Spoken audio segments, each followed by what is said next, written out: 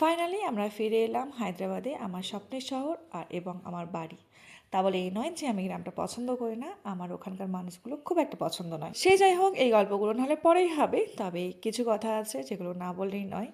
পরে নাহলে তোমাদের সঙ্গে এই গল্পগুলো করব। ফাইনালি সকাল সকাল আমরা রেডি হয়ে গেছিলাম। আমি আমার ঘরের সবাইকে বাই বলে বাড়ি থেকে বেরিয়ে পড়েছিলাম।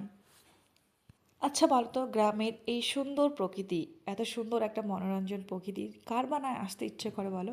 বাট এখানের মানুষগুলো সত্যি জঘন্য, আমার আসতে একদম ইচ্ছে করে না বললেই চলে।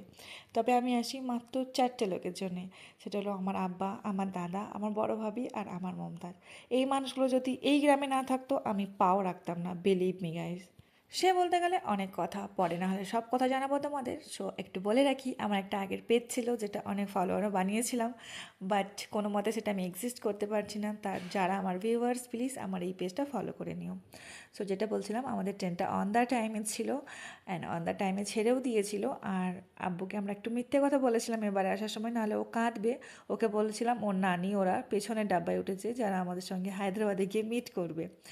বাট ও ওটা বিলিভ করে নিয়েছিল, ওর সঙ্গে একটু খেলাধুলো করছিলাম।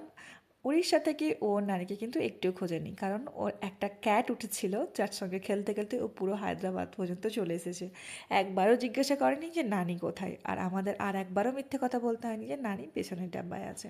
তবে হ্যাঁ, বাড়ি এসে খুঁজেছিল। সে যাই হোক, দেখতে দেখতে আমরা অন দ্য টাইমে নেমে গেছিলাম হায়দ্রাবাদে মর্নিংয়ে 10:30-তে। যে যতটা টাইম ছিল ততটা নেমে নেমে গেছিলাম। ফার্স্ট টাইম আমরা দেখেছি যে অন দ্য টাইমে কিছু আমি পেয়েছি, সো আমি খুব হ্যাপি ছিলাম ফার্স্ট টাইম ট্রেন জার্নি করে।